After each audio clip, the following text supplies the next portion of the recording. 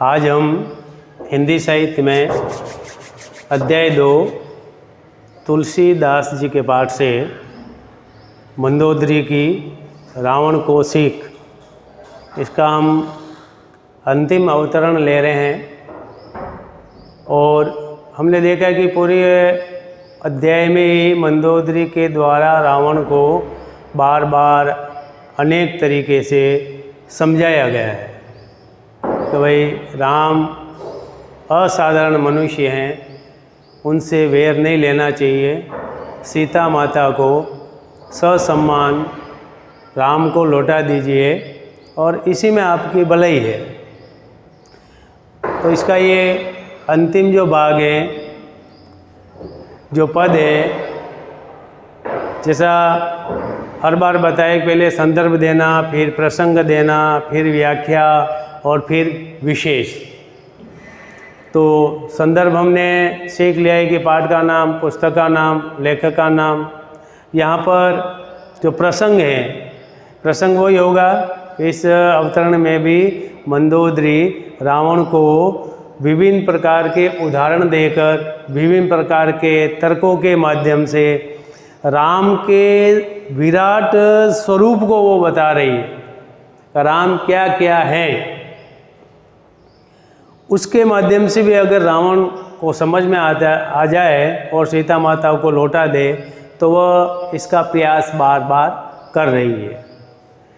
फिर हमने यहाँ लिखा है कि गेय पद है तुकांत है, मतलब तुकांत अतुकांत, दो प्रकार के पद होते हैं। तो तुकांत उसे कहते हैं जिसका जो पद्य का जो भी पंक्ति होती है उसका अंतिम अक्षर, जैसे मा, ला, रा, नी, ला, हा, रा, ना, उच्चारण है जो वर्णों का उसी आधार पर होता है। और उस उपदेशात्मक शैली में वो क्या कह रही है, तो फिर हम इसका वर्णन करना शुरू करेंगे, व्याख्या करेंगे। तो इस व्याख्या में पहले हम इसको पढ़ेंगे, जैसे पहले भी जो पद पढ़े हैं, छंद है ये। तो इस छंद को कैसे पढ़ा जाता है, तो मैं ये पढ़ के बता रहा हूँ। पद पाताल शीस अज दामा, अपर लोक अंग अंग विश्रामा, भ्रिकुटि विलास भयंकर काला, नयन दिवाकर कच गणमाला, जासु ग्रान अश्विनी कुमारा, निशियरु दिवेश निमेष अपारा, श्रवणादि सादस वेद बखानी, मारुत श्वास निगम निज बानी, अधर लोभ जम दशन कराला, माया हास बाहु दिगपाला, आनन अनल अम्बुपति जिह्वा, उत्पत्ति पालन प्रलय समीहा, रोम राजी अष्टादश बारा, अस्ति शैल सरिता नस धारा, उदर उदति अद्भुत जातना, जगमय प्रभु का बहु कल्पना, जगमय प्रभु का बहु कल्पना। तो इस प्रकार इस छंद को हम ऐसे पढ़ेंगे। ये है दोहा। विश्व स्वरूप रघुवंश मणि, करहु वचन विश्वासु, लोक कल्पना वेद कर, अंग अंग प्रतिजासु, अंग अंग प्रतिजासु। जिस प्रकार हमने छंद और दोहे को पढ़ लिया, अब इसका हम सरलार्थ करेंगे, भावार्थ करेंगे। तो पहले एक एक शब्दों को देख लेते हैं, अर्थों को देख लेते हैं। पद पाताल, पाताल यानी आकाश पाताल, पृथ्वी के नीचे का भाग। शीस अजदामा, शीस अजदामा मतलब अज यानी ब्रह्मा, धामा यानी धाम। अपर लोक अन्य लोक, अंग अंग विश्रामा, अंग अंग में है। भ्रिकुटी विलास, भौएं को टेढ़ी करना। नयन दिवाकर, कच्छ गणमाला, कच्छ यानी केस, गणमाला यानी बादलों की घटाएं। जासु, जिनके, ग्राण यानी नासिका, अश्विनी कुमार का। निशि, रात्रि, दिवस, दिन, निमेष, अपारा, अपार गति। श्रवण दिशा, 10 वेद, दिशा यानी दिशाएं, वेद यानी वेद, बकानी यानी बोल। मारुत श्वास, निगम निज बानी। अधर होठ, जम, जम की काठी भांसो जैसा का है। यमराज। दशन दांत, माया। बाहु यानी बाहु, भुजाएं, दिक्पाल, 10 दिशाएं। आनंद, मुख। अनल, अग्नि। अंबुपति, वरुण देव, उत्पत्ति, पालन, प्रलय, समाप्ति। रोम, राजी, 18 बार, 18 पुराण। अस्थि, हड्डियाँ, शैल, पर्वत, सरिता, नदियाँ, नस जो विभिन्न नसें होती है। उदर, पेट, उदती, समुद्र। अधगो, कमर के नीचे का जो भाग है।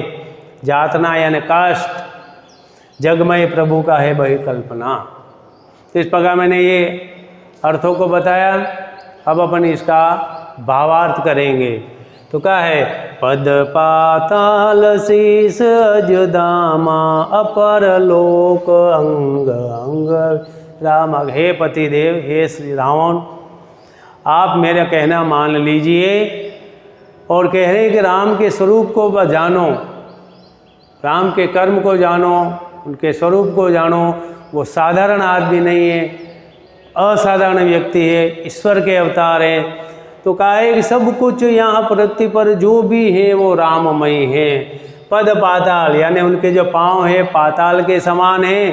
शीश अजनामा, जो सिर है वो ब्रह्मा का निवास है। और अपर लोक अंग अंग में रहो, जो अन्य जितने भी लोक पृथ्वी पर पाए जाते हैं उनके अंग अंग से परिलक्षित होते हैं। भ्रिकुटी विलास भयंकर काला, नयन दिवाकर कच गणमाला। आगे मंदोदरी कह रहे हैं कि जासु ग्राण यानी जिनका जो नाग हैं वो अश्विनी कुमार हैं, देवताओं के वेद, वो अश्विनी कुमार उससे प्रकट होते हैं। और निशी यानी रात्रि, अरु और दिवस यानी दिन, दिन और रात। निमेष यानी उनके जो निमेष, अपर निमेष यानी पलक, पलकों की गति है वो दिन रात, अपार दिन रात है। निशी और दिवस यानी रात्रि और दिन। निमेष अपारा यानी पलकों की गति अपार है, जो दिन रात उनसे प्रकट होते हैं, सभी राममय हैं। श्रवण दिशा, 10 वेद बखानी। श्रवण दिशा यानी उनके जो कान हैं वो 10 दिशाएं हैं। 10 दिशाएं उनके कानों से प्रकट हो रही है। श्रवण दिशा और हमेशा वेदों का बखान करती रहती है। श्रवण दिशा 10 वेद बखान। मारुत श्वास निगम निजबान, उनका जो श्वास, मारुत यानी हवा, हम जो हवा ले रहे हैं, जिसे जी रहे हैं, वही उनका श्वास है। वही उनकी जो हम ले रहे हैं ऑक्सीजन, वो उनका श्वास है। निगम निज बानी, और वाणी की जो वेद है, उनकी जो वाणी है वो वेद ही है। यानी वो जो कुछ कह रहे हैं, जो कुछ प्रकट कर रहे हैं, वो वेदों का बखान है। जो कुछ कहते हैं वो वेद है। फिर आगे कह रहे हैं अधर लोभ यानी जो लोभ, लालच, वो उनके होठ से प्रवाहित होता है। होठ उनका प्रतीक है लोभ का। जम दसन कराला, उनके जो दांत हैं, दसन यानी दांत, वो भयंकर काल के रूप में हैं। भयंकर काल के रूप में उनके दांत परिलक्षित होते हैं। माया, जो हंसते हैं तो समझ लो वो माया है, हंसते हैं समझ लो उनकी माया है। बाहु दिग्पाला, उनकी जो भुजा है वो 10 दिशाओं की रखवाली है।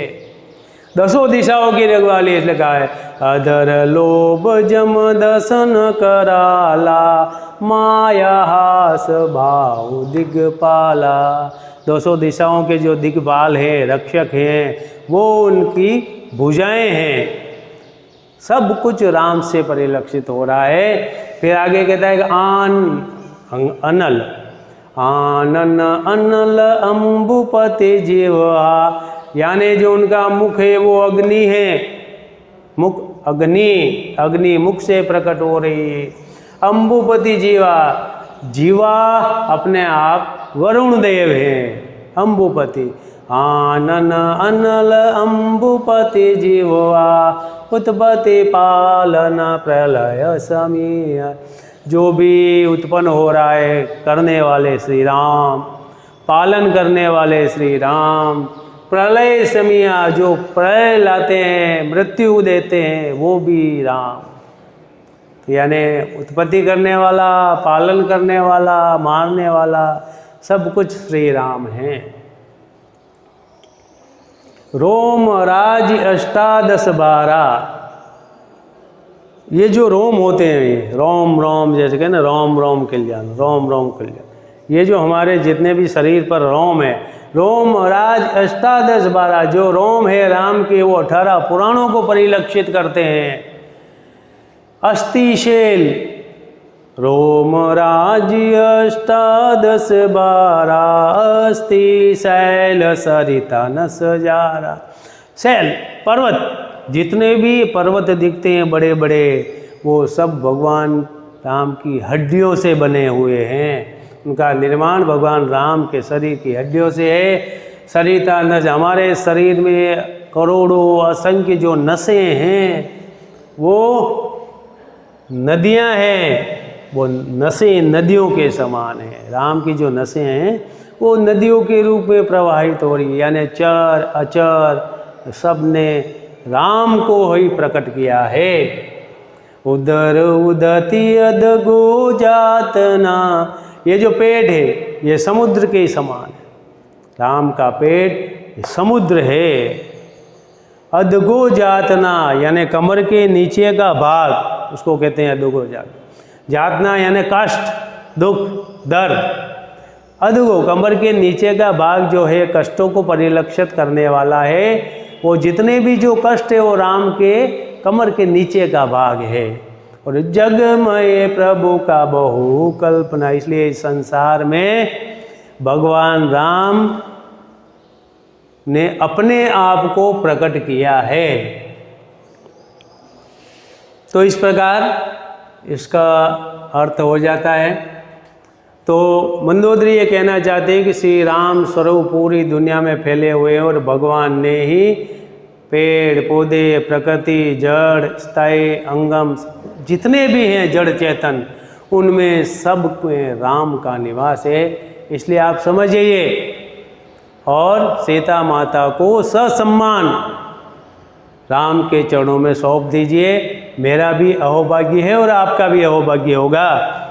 आगे कह रहे विश्वस्वरूप रघुवंश मणि, करहु बचन विश्वासु, लोक कल्पना वेद कर, अंग अंग प्रतिजासु।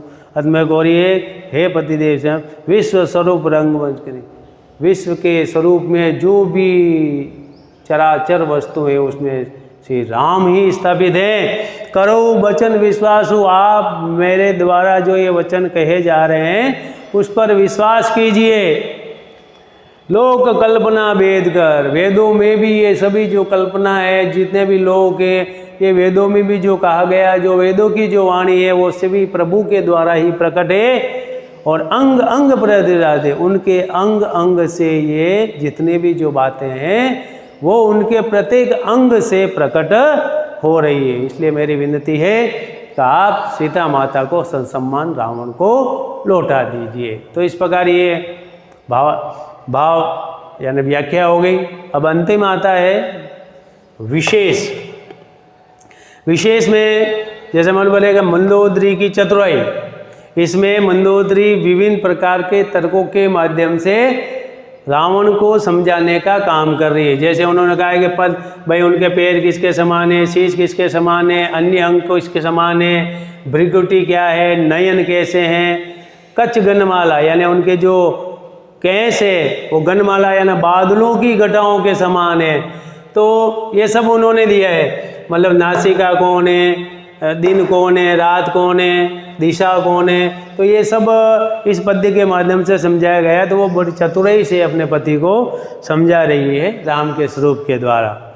दूसरा है कृष्ण का विराट स्वरूप इसमें बताया गया है। जैसे महाभारत काल में श्री कृष्ण के विराट रूप को बताया जाता है और वो जो विराट स्वरूप के द्वारा विभिन्न ये जो चीज़ें लिखी हुई उसी को परिलक्षित करती है, और वही विष्णु राम के अवतार के रूप में आए हैं। तो कृष्ण के विराट के स्वरूप के दर्शन इसमें होते हैं। और अनुप्रास अलंकार आया है, यानी जहाँ किसी पद्यांश में वर्ण की आवृत्ति एक से अधिक बार होती है, तो जैसे निगम और निज न और न है, इसी तरह आनन अनल अ और है, रोम राजी में रो रा है।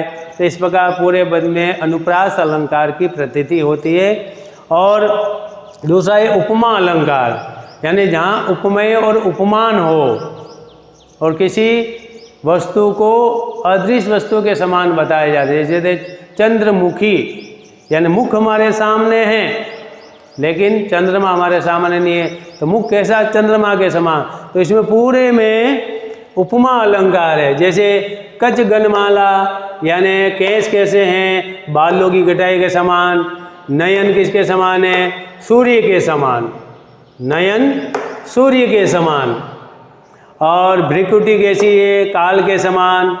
अश्विनी कुमार का उन्होंने बताया ग्रान यानी नासिका है, निशी अरु दिवस दिन और रात पलकों की गति से समान बताया गया है। 10 दिशाओं को 10 वेद का बताया है, श्वास को हवा बताया गया है। इसी तरह होठ को लोभ बताया गया है, दांत को काल बताया गया है, माया को हास बताया है, बाहु को दिग्बाल बताया, यानी कौन किसके समान है। तो पूरे में अनुप्रास और उपमा अलंकार की प्रतीति होती है। भाषा अवधि है, पूरे अवधि भाषा में ये लिखा गया है। और कहीं कहीं पर तत्सम शब्दों का भी उन्होंने जो प्रयोग किया है। जो शब्द हैं तत्सम, तद्भव, देशज, विदेशज, 4 प्रकार के शब्द होते हैं जो लेखक या जो कवि हैं भाषा में उपयोग करते हैं। अलग अलग शब्द भी उनमें आ जाते हैं। तो तत्सम शब्दों का भी इसमें प्रयोग किया। जैसे अधर है, यह अधर तत्सम है, तद्भव है होठ, होठ जिसको हम कहते हैं। तो इसी तरह अष्टादश ये तत्सम शब्द है, 18। तो हम देखते हैं अस्थि यानी हड्डियाँ, अस्थि तत्सम शब्द है, हड्डियाँ तद्भव शब्द है। तो इस प्रकार पूरे में तत्सम शब्दों की भरमार है। भाषा अवधि है, सरल सहज प्रवाहमयी है। गेय पद है, जो हमने ये जो छंद है वो गेय पद है, गाकर हमने इसको देखा है।